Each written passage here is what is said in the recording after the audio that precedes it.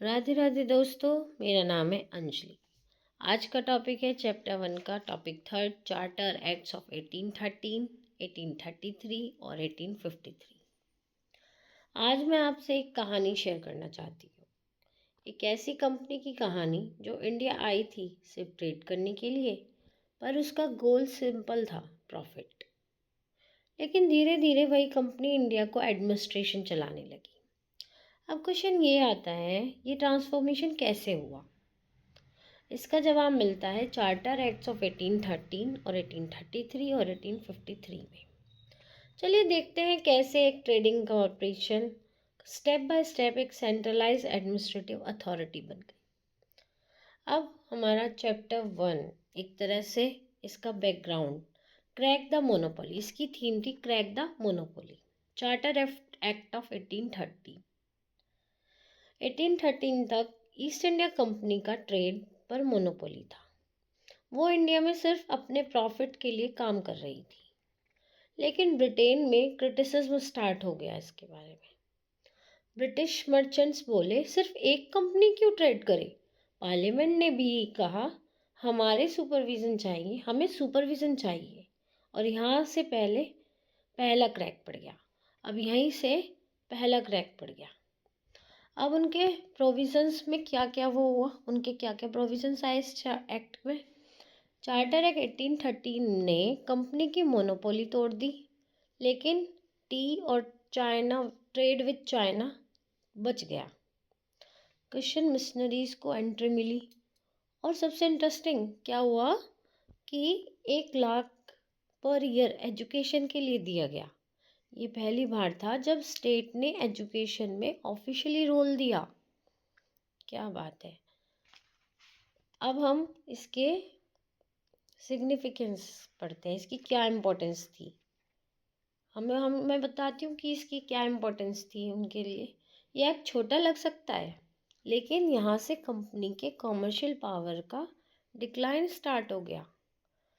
Parliament का control strong होने लगा।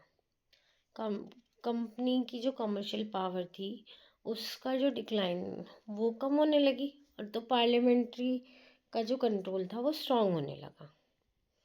अब हमारा आता है चैप्टर 2 चार्टर एक्ट ऑफ 1813। इसका थीम है फ्रॉम ट्रेडर टू एडमिनिस्ट्रेटर। अब कंपनी ट्रेडर से एडमिनिस्ट्रेटर कैसे बनी? अब कहानी का दूसरा फेज आता है। ब्रिटिश टेरिटरी एक्सपेंड हो चुकी थी। एडमिनिस्ट्रेशन स्कैटर्ड था। सेंट्रलाइजेशन की ज़रूरत महसूस हुई। जब एडमिनिस्ट्रेटर्स जो थे वो स्कैटर्ड थे, तो इसलिए सेंट्रलाइजेशन की ज़रूरत महसूस हुई। तो 1833 ने कंपनी की दुकान बंद कर दी। अब 1833 में तो ये कंपनी जो है वो बिल्कुल ही बंद हो गई। इस एक्ट ने कंपनी की कॉमर्शियल एक्टिविटी कंप्लीटली ख़त्म ही कर दी। अब इसमें प्रोविजंस क्या क्या थे? गवर्नर जनरल ऑफ बंगाल अब गवर्नर जनरल ऑफ इंडिया बन गया। लेजिस्लेटिव पावर्स सेंट्रलाइज हो गई, और मैकोले के अंडर लॉ कमीशन एस्टेब्लिश हुआ। मैकोले के अंडर में लॉ कमीशन को एस्टेब्लिश किया गया। अब इस कंपनी की क्या इम्पोर्टेंस रह गई? अब इस एक्ट की क्या इम्पोर्टेंस रह गई? अब कंपनी ट्रेडर नहीं रही। अब कंपनी जो है वो ट्रेडर नहीं रही, वो एक प्योर एडमिनिस्ट्रेटिव बॉडी बन गई। यहीं से कॉडिफाइड लॉज और सेंट्रलाइज गवर्नेंस की स्ट्रॉन्ग फाउंडेशन पड़ी है। यहीं से जो है वो कॉडिफाइड जो लॉज थे और स्ट्रॉन्ग गवर्नेंस, सेंट्रलाइज गवर्नेंस की बहुत ही फाउंडेशन जो है वो स्ट्रॉन्ग हो गई। अब हमारा नेक्स्ट चैप्टर में आता है चार्टर एक्ट ऑफ 1853, और इसकी थीम क्या थी? Seed of modern administration. जो मॉडर्न एडमिनिस्ट्रेशन का जो बीज था वो इसी एक्ट ने डाला था। इस एक्ट ने 1853 तक ब्रिटिश रूल और भी एक्सपेंड हो चुका था। ब्रिटिश का जो रूल था वो 1853 तक बहुत ज़्यादा एक्सपेंड हो चुका था। एडमिनिस्ट्रेशन जो है वो कॉम्प्लेक्स हो गया था, इसलिए नेक्स्ट रिफॉर्म आया। नेक्स्ट रिफॉर्म कैसे आया, क्या क्या हुए उसमें प्रोविजंस? इस एक्ट ने लेजिस्लेटिव और एग्जीक्यूटिव फंक्शन को सेपरेट कर दिया, यानी पावर में इंटरनल डिवीज़न इंट्रोड्यूस होने लगा। इंटरनल जो है, इंटरनली ये डिवाइड होने लगे, डिवीज़न होने लगा। सिविल सर्विसेज में ओपन कंपटीशन का कंसेप्ट इंट्रोड्यूस हो जाता है, जो लेटर इम्प्लीमेंट हुआ। मतलब सिविल सर्विसेज का जो ओपन कंपटीशन था वो लेटरली इम्प्लीमेंट हुआ। इंट्रोड्यूस तो जब हो गया, फिर बाद में उसे इम्प्लीमेंट किया गया। बॉम्बे और मद्रास को लिमिटेड लेजिस्लेटिव रिप्रेजेंटेटिव मिला। बॉम्बे और मद्रास को लिमिटेड लेजिस्लेटिव रिप्रेजेंटेशन मिला, मतलब काउंसिल में। यहीं से मॉडर्न सिविल सर्विसेज की फाउंडेशन पड़ती है। यही एक्ट से मॉडर्न सिविल सर्विसेज की जो फाउंडेशन है वो पड़ती है।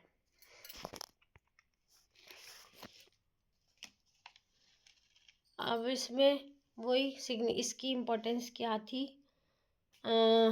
एलिमेंट हुआ लेजिस्लेटिव डिस्कशन का। फिर फाउंडेशन वही बताया मैंने अभी, मॉडर्न सिविल सर्विसेज की फाउंडेशन पड़ती है। तो यही रूट था एक रिप्रेजेंटेटिव इंस्टीट्यूशन का एक तरह से।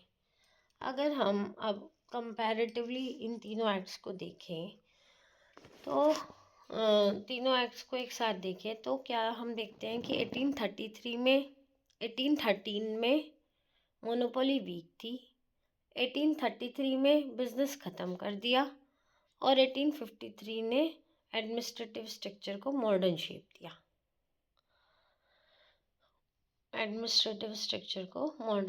दिया।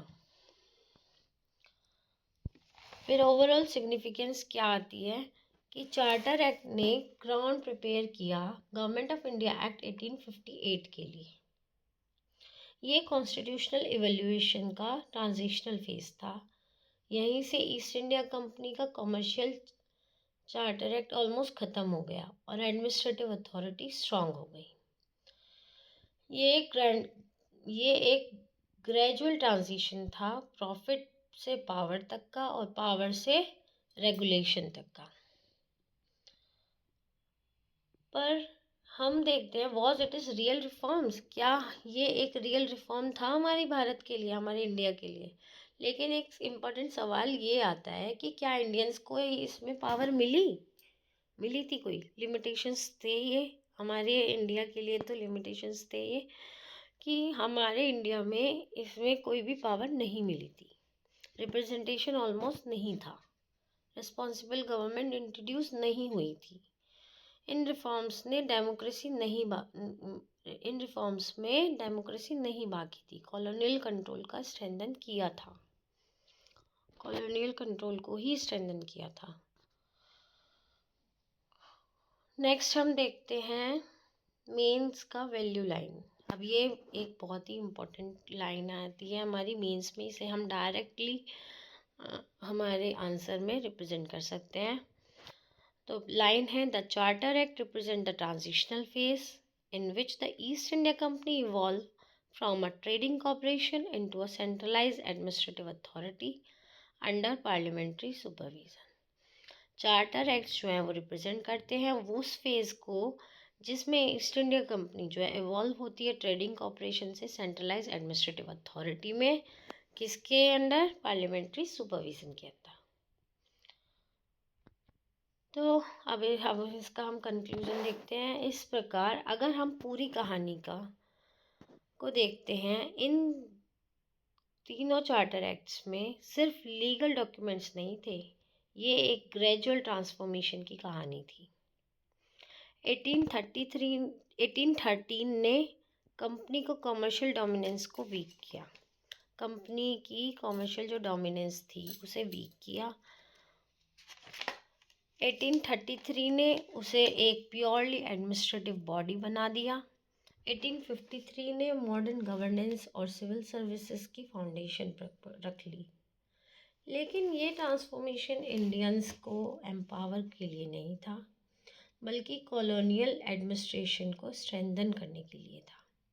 इसलिए हम कह सकते हैं कि चार्टर एक्ट ने इंडियंस की कॉन्स्टिट्यूशनल इवोल्यूशन को शेप दिया। लेकिन रिस्पॉन्सिबल गवर्नमेंट की शुरुआत अभी बहुत दूर थी। रिस्पॉन्सिबल गवर्नमेंट की जो शुरुआत थी वो बहुत अभी दूर थी। हमारी इंडियंस के लिए इन चार्टर एक्ट्स का कोई भी रोल नहीं था। नेक्स्ट अब हम देखते हैं कृष्णा टच। अभी ये कहानी हमें एक लेसन देती है। अब इस लेसन को हम देखते हैं। जब पावर सिर्फ प्रॉफिट के लिए यूज़ होती है तो एक्सप्लॉयटेशन होता है। जब हम अपना ही प्रॉफिट चाहते हैं, अपने लिए यूज़ करते हैं, तो सिर्फ वहाँ पे एक्सप्लॉयटेशन होता है। लेकिन जब पावर रेगुलेटेड और अकाउंटेबल होती है तो गवर्नेंस इवॉल्व करता है, गवर्नेंस को इवॉल्व करता है। चार्टर एक्ट्स भी इसी ग्रेजुअल ट्रांजिशन का रिफ्लेक्ट करते हैं। चार्टर एक्ट भी जो है वो यही ग्रेजुअल ट्रांजिशन को रिफ्लेक्ट करते हैं। तो दोस्तों ये है हमारा कृष्णा टच। ये कृष्णा भी हमें ये ही सिखाते हैं। नेक्स्ट हम प्रीलिम्स के अब देखते हैं क्विक फैक्ट्स। पहला फैक्ट है चार्टर एक्ट 1813। इसमें क्या हुआ था, मोनोपोली को एंड कर दिया था, except tea and trade with China. दूसरा फैक्ट है 1 lakh annually for education. 1 lakh जो है वो एनुअली एजुकेशन के लिए देते थे। अब तीसरा आता है चार्टर एक्ट ऑफ 1833। इसमें क्या हुआ था, governor general of India create कर दिया गया था, लॉ कमीशन एस्टेब्लिश कर दिया गया था। चार्टर एक्ट ऑफ 1853, इसमें क्या हुआ था, ओपन कंपटीशन का वो हो गया था सिविल सर्विसेज का, लेटर उसे इम्प्लीमेंट किया गया, सेपरेट कर दी गई थी लेजिस्लेटिव काउंसिल को। तो ये हो गए हमारे प्रीलिम्स के क्विक फैक्ट्स।